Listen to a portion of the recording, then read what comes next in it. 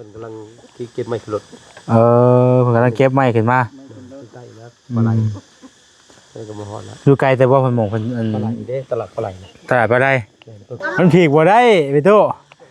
ผีกบ่ได้แหละอยากเอาซักวางลงกันนะโอ้มันก็หัวเลยเนาะน้อยว่าก็ได้หัวกระยามันหัวแล้วก็โอ้ยมันบ่คือพี่ตู้มันก็ใส่โกโก้ลงคือเก่าแล้วขุดไปปลูกบนไม้โดยตัดออกขุดไปปลูกเสียหน้าไว้ดิขุดง่ายนะขุดเอาเธอไปดินมันก็บ่คักแล้วคันเฮาสิเฮ็ดแวกแว่นะโพดว่าก็ได้ เนี่ยเหลือเกินเนาะแต่อยู่ในห้องกูจะนอนสิพุ่นเฮ้ยพากันเฮ็ดหยังนั่นแหละมื้อนี้บ่ไฟใส่มันฮอดไปบ่ทอดจ้าเซาให้ก่อนพอดีสร้างไม้เข้ามามื้อนี้โดยสร้างไม้เข้ามาก็ได้เข้ามาเบิ่งนำเพิ่นไม้สิมาเฮ็ดอันนี้แล้วแล้วสร้างเพิ่นสิเฮ็ดนี่แล้ว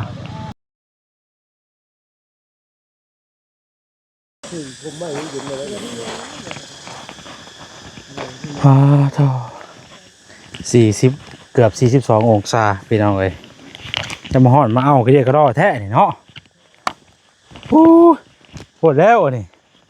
มันฮ้อนก็ได้โอ้โธ่สบายดีอ้ายสบายดีโอ้ยสบายดีบ่จิตระวังเด้อง่ายดังทวนไปหั่นเด้อบ่สิคาซี่ว่างางนะเจ้าเนาะเอาอย่าไปเชื่อใจไปได้กับพืชมันน่ะ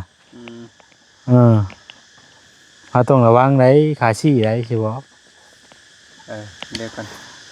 เขาต้องนั่งแบบว่าย่านเพื่อไว้แล้วนี่อยู่ได้ว่าเสียก็แล้วล็อกเนาะจำให้บ่บ่เป็นยังจะได้อันเพิ่นสิมาส่งไม้มื้อนี้บ่เพิ่นกำลังเก็บไม้ขึ้นรถเพิ่นกำลังเก็บไม้ขึ้นมาใกล้แล้วปลาไหลเพิ่นก็มาฮอดแล้วอยู่ไกลแต่ว่าเพิ่นหม่องเพิ่นปลาไหลเด้ตลาดปลาไหลตลาดบ่ได้ค่อยๆลงไปนิดนึงบ่ไกลบ่โลทั้งหมดจักโตก็17โต17บ่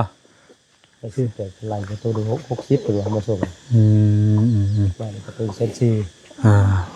ก็พอดีเลยพี่น้องเอ้ยมื้อนี้ก็ได้ขึ้นมาทางนี้พอดีเนาะก็เอาคือเอาเข้ามาป้าไว้เลยเสาเลยไอ้เสาเทแล้วเพิ่นว่ามื้ออื่นโอ้นี่เฮาสร้างเพิ่นเทบ่สั่งเทมาสร้างเสาแล้ว3เสาสิเป็นเสาดินเนาะเสาดิน3เมตรบ่3เมตร30เสานึงเท่าไหร่ก็ไอ้3เซน3แสนเสาละ3แสนเนาะตะกี้มันก็ประมาณ2เซนหานี่ครับมันเพิ่มขึ้นอีกเด้เนาะมันมีปลายมันอีกเด้2เมตร50 2เซนหาเอาว่านี่ครับเพิ่มอีก3เมตรปลายเนาะผู้ต่ำโพด2เมตร10ยันบ่วิทย์เลยเอา3เมตรปลายโดยเพื่อเฮาเฮ็ดกระไดเด้อเนาะเพื่อไว้ได้เนาะ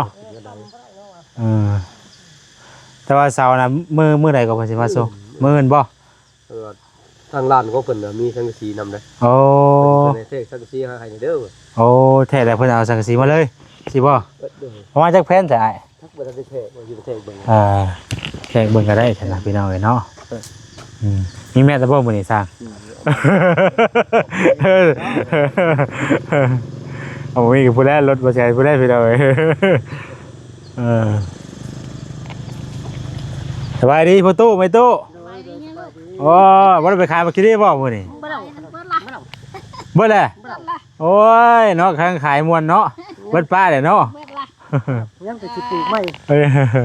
สิปลูกไม้เนาะปลูกไม้ยังรอถ่านน้ำมันรอถ่านน้ำมันโดยมันบ่มีในน้ำมันก็แพงโพดมันบ่มีคนได้ปั๊มไปมาใส่หมักใส่เต้าบ่ได้โดยเบิ่งสร้างเพิ่นแท้ก้อนนี่มาเบิ่งอยู่มาเบิ่งอยู่ต้นหมอกหุ่งนี่เฮ็ดได้ต้นหมอกหุ่งนี่จังว่านี่แหละคันปีกได้ยังให้ปีกอ๋อปีกบ่ได้ก็จำเป็นคันเอาปีกได้แล้ว เอาว่างลงเนาะ สร้างอยากเอา มันผีกบ่ได้ไปตู้ โดย ผีกบ่ได้แหละ อยากเอาสักว่างสักวางลงกันนะ โอ้ยมันก็หัวเลยเนาะน้อยว่ากันเลย ว่ากระยามันหัวแล้วก็ โอ้ยมันบ่คือไปตู้มันก็ใส่โกโก้ลงคือเก่าแล้ว ขุดไปปลูกบนไม้ โดย ตัดออกขุดไปปลูก เสียหน้าไว้ดิ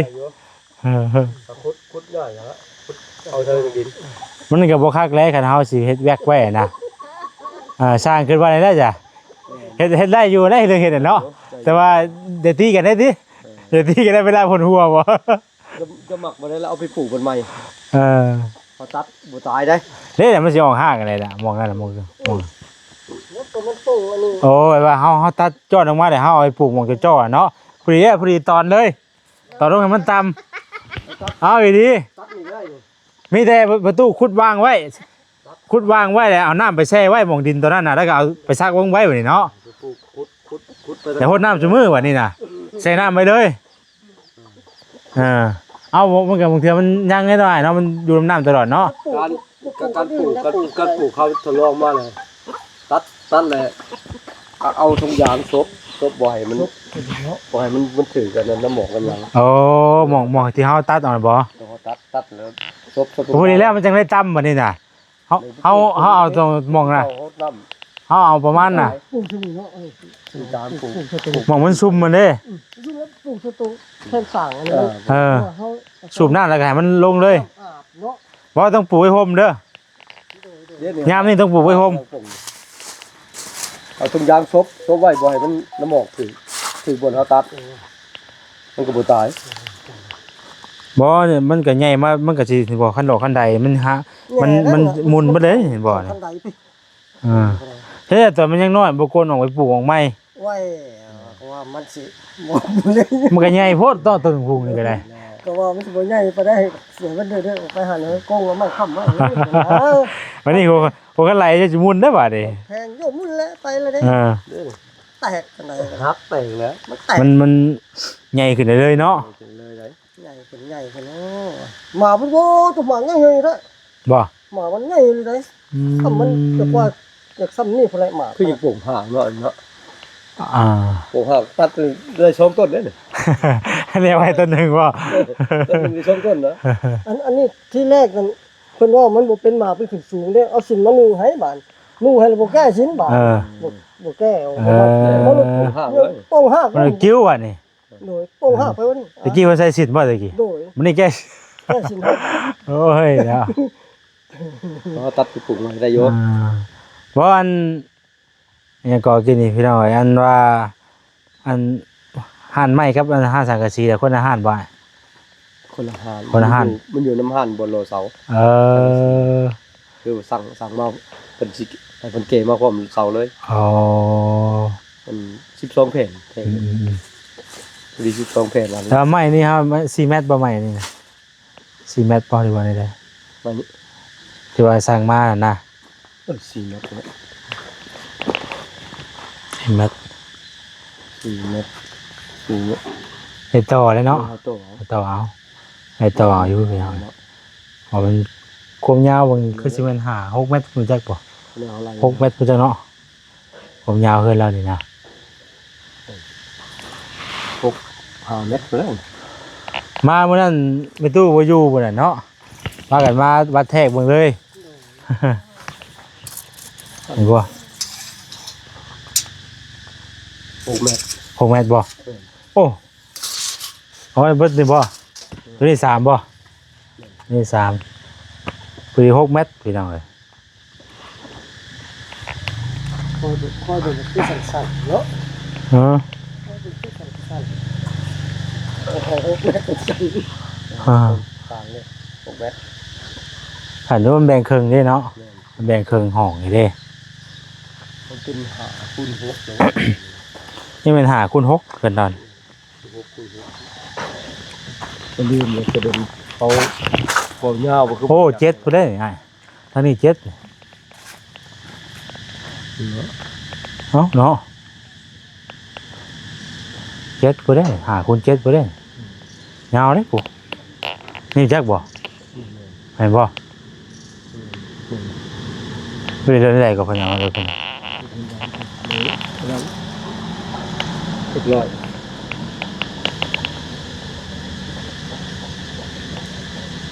แม่นบ่แม่นดีจักบ่แม่นเนาะได้บ่บุรีลมนะ ให้เดี๋ยวเราโทรมาเด้ตัวอากาศจะมาฮ้อนมาเอาไหมตัวเอ้ยคือเมื่อยแท้ไปทางไรก็ จังว่าสิเป็นอันอื่นว่า ย่างจนบ่ออกเนาะโคตรว่า ก็ได้ก็ได้ก็ได้ เนี่ยเหลือเกินเนาะ แต่อยู่ในห้องกูจังว่าสิเป็นอันอื่น ถ้าก็แท้ยังนั่นแหละมื้อนี้ บ่ไฟใส่มันฮอดไปบ่ทอดจ้าเซาให้ก่อนอ่ะ พอดีสร้างไม้เข้ามามื้อนี้ โดย สร้างไม้เข้ามาก็ได้เข้ามาเบิ่งนำเพิ่นไม้สิมาเฮ็ดนี่แหล้วแล้วสร้างแล้วสร้างว่าสิเฮ็ดนี่แหล้วสร้างแก้วฮู้จักเพิ่นอยู่บ่ฮะ จักอยู่ ได้อยู่บ่ โดย โอ้มื้อนี้สร้างไม้มาก่อนแล้วก็มื้อวันเสาร์เด้อคือว่าไม้กับเสามาครบแล้วก็คือเพิ่นเริ่มเฮ็ดเลยบัดนี้ โดย พี่น้องเอ้ยเอามาเบิ่งแล้วเพิ่นก่อนเบิ่งแล้วมักสิดีบัดนี้เนาะ โดย โอ้ย แล้วกัน แล้วปิดให้บ่เอาให้บ่แสนลายเพิ่นไปจักมันเลยเบิดไว้ บ่แล้วมันบ่ มันบ่เป็นจริงนะมัน มันน้อยบ่ มันมัน มันบ่เป็นผักเป็นหมาก มันบุ้ง เอ มัน อ เอ็นกลางเอ็นนะ มันมันแดกนี่ล่ะมันบ่ไหวขึ้นน้ำมันก็บ่ไหวล่ะ มันหมุนมันหมุน ชูอันปลูกน้ำลังแล้วบ่เป็นผักจักดิ เป็นซาก อืม นี่หอดในหอดนวลปัดวานโอ้ยามวะเอาไปขายเขาก็บ่ซื้อแล้ววะอันนี้ โคตรว่าฮ้อนพี่น้องเอ้ยเนาะไปทางไหนก็แหมเพลียเมื่อยขึ้นง้อเนาะ โอ้ยน้ำมันไปเถอะก็ได้แดดก็แดดแต่เท่ เพลียแล้วแหละห่างกายเพลีย โอ้ยตายจะ เฮ็ดออนได้เลยแล้วแหละ ก็มดหมกแดงเนาะ โดยยังจะรอกบ่ลายบ่แดงยังอยู่ วันนี้บ่ได้ไปขายมื้อนี้เนาะ บ่ไหวย าแล้วมันบ่ ต้ นั่ อง งบ่ไป บ่ได้พอขาย มันยังอ่ะพอกินธรรมดา บ่ไปได้มึงนี่ บ่ไป ก็มื้อนั้นพากันอยู่รอไปไกลแต่ว่ามื้อนั้นน่ะ น้าบ่ทัน หน้าพนทันบ่ข้าวหน้าพนทัน คนทัน โดยบ่เคยบุญนะ ต้มจักหม้ออะไรมื้อน่ะ หม้อเดียว บ่เดียวนะมึงก็บ่เคยคิดไปพูด บ่ โดย ขายบ่ได้นะไปแล้วไปตดแล้วบ่ทันไปขายเบิดแล้วบ่ทันว้ายวัดกลับมาจนสิเป็นอื่นผู้ใด ใช่ ไก่ โคตรก็ได้จนไปแท้ก็บ่เป็น ขึ้นง้อเนาะไปทางไหนกันเนาะ เป็นแม่ยิดโคตรไปจัง บ่นี่ล่ะ โคตรได้ เฮ็ดพ่อไว้ได้บ่ฮู้กันเด้อเฮ็ดพ่อไว้ปลูกแล้วปลูกหม่องอ่ะแล้วมันหาออกแล้วห่างมันน่ะเฮาใส่น้ำไว้ ตัดคือรอบแล้วตัดสองอันนี้ คันแล้วมันจัง อันนั่นซะบ่ตัดปลูกมันสิคืนซะบ่ ลองเบิ่ง คืนได้ตัวคืน เอ้ามันก็เพราะเฮาใครกูเฮาบ่ซักไว้เนาะประตูใครกูเฮาถิ่มไว้เลยบ่เฮาตัดแต่เฮาเอาไปซักไว้อ่ะนะบางเทื่อมันคือมันอยู่ก็มี เชื่อจักแล้ว น้ เอ้าเหมือนว่าต้นไม้ต้นหยังบางทีเฮาตัดแต่เฮาเอาไปเฮ็ดแต่หัวมันก็ยังคืนขึ้นมาก็มีอัน ำผู้บสลาดไม่เลี้ยงน้องเด้ถ้าเอาแต่หักบัดเขาเลยตัด บัดลำมันก็ยังออกเนาะ เขาเลยตัดเอาลำมันมาบ่บุญได้น้ำเพิ่นเด้ ลองเบิ่งเฮาก็มวยสิว่าสิเล่นเป็นหยังเนาะซักซ้ำซะเบิ่งกันบ่แหละ เขาก็ได้กอนึงอ่ะบ่ อ่า ใช่แต่หา6ลำเลย อ่า ตัดเอาลำกลางมันสิเขาตัดจับต่อเก็บเอาบาด เป็นจังได๋เรื่องที่น่ะถามคักได้บ่ถามเพิ่นคักได้ถามเจ้าของเพิ่นได้บ่ เพิ่นว่านั่นเพิ่นว่านั่นแล้วคำเว้าคำเพิ่นเว้านั่นแล้ว รูดต่อ หม รู ด ด ลุด ชามเบ้า โดย ชามเบ้าน่ะคือชามใด ได้3 บ่ มื้อ ต้องซ้ำ ชามหมื่นเอาแล้ว บ่ลุดกันเนาะ เอาตะกี้คือว่า25,000ตะกี้บ่จิตคือว่า25,000นึง เอาละ30,000ยามแล้วก็ บ่ 30,000 บ่ก็บ่จิตเพิ่นน่ะ15,000บ่คือ25,000 คนบ่ต่อก็บ่เพิ่นละผู้ลูกชายเพิ่นว่าเพิ่นผู้อยากไปเพิ่นกินยามาก็ บ่อันเจ้าว่าก็บ่จิตมื้อแรกอะนะเท่าใดก็ บ่ยามใดก็เพิ่นว่าอยากได้30,000อยู่หยัง เฮ้ย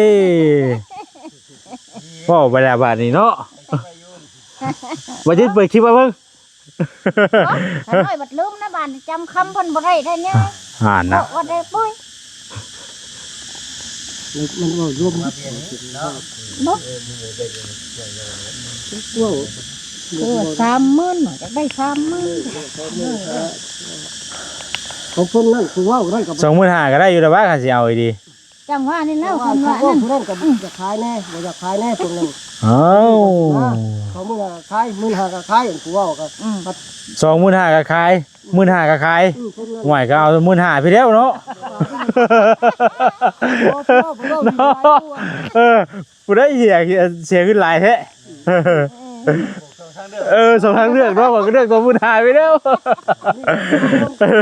เงยไปอีก เอ้ยเนาะ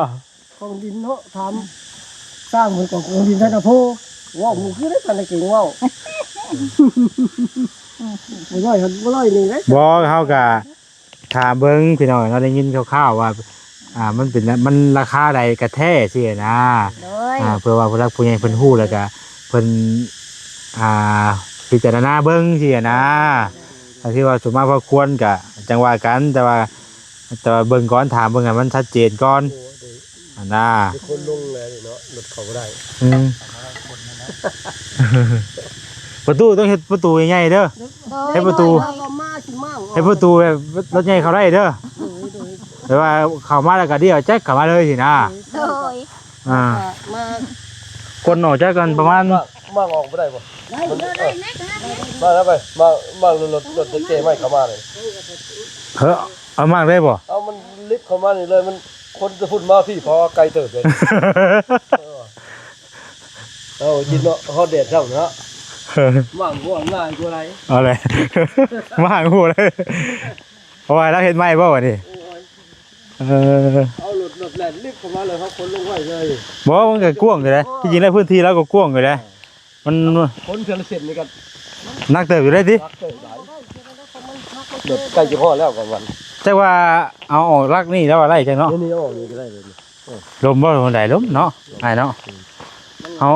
ฮาก็สั้นก็ให้เพิ่นไปเรียกอยู่พุ่นแล้วก็ให้เพิ่นเลยหน้าพุ่นแล้วก็ถอยหลังเข้าเลยน่ะเข้าใจคิดว่าได้ นี่เอาตัวนี้ออกเลย แล้วเอาตัวนี้ออกแล้วก็ได้เด้นี่ให้เพิ่นไปเรียกรถอยู่พุ่นก่อนเพิ่นไปเรียกรถแล้วก็ให้เอาหน้าให้พุ่นแล้วก็ถอยหลังเข้าเลยบัดนี้ ทอดโคตรเลยได้บ่ข้าวแล้วสดเบิด เข้าได้บ่โอ้ย ง่ายอยู่ ระวังได้ตะปูเด้อช่างเด้อระวังได้ตะปูเด้อนี่เกือบเป็นคนใหม่น่ะเนี่ยเขาเจ้าว้าวรถแล้วจะบอกมากแล้วนะ ไม่สิว่าอะไรบ้างหัวไปตู้เพิ่นเลยมันจะง่ายแน่นอนไอ้เนาะคือได้วันหน้าวันหน้าบ่แซงก็เอารถเข้าไปจอดไว้ในพุ่นไปห่มพุ่นแล้วบางเทื่อมาละบางเทื่อสร้างเพิ่นมาว่าได้อยู่ร่วมกันเพิ่นมื้อเด้อ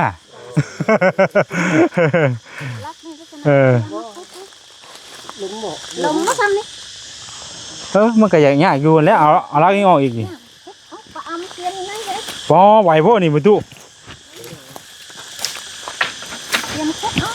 ไหวแล้วเนาะ เนี่ยไหน พูดจังน้อยเขาเอาแต่ข้านี่ไปมันไม่สบาย หรือว่าทางนี้เอาตัวนี้ได้ออกเนาะสิง่ายกว่าบ่ได้มีแต่ตะปูว่าไหมระวังให้อย่าได้ตะปูนะ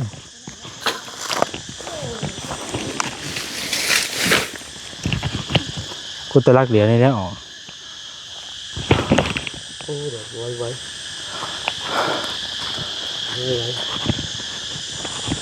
เขาฮอดถึกแหล่ในเรื่องนี้ก็เนี่ยฮอดด้วยเนาะเหงื่อแตกด้วยเนาะ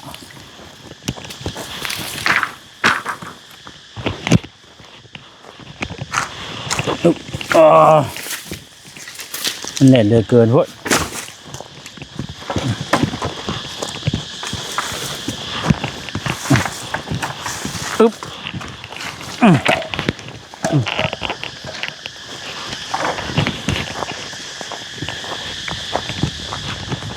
เรากำลังที่สอบแซมหัวแล้วพี่น้อย ระวังงัวเด้อไปตัวเด้อระวังงัวเด้อแล้วก็ใช้ประตูไม้เด้เนาะไปตัดไม้มานี่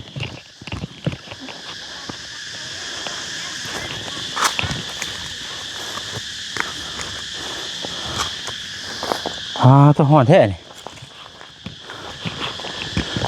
พักผ่อนหายใจก่อนเข้านึง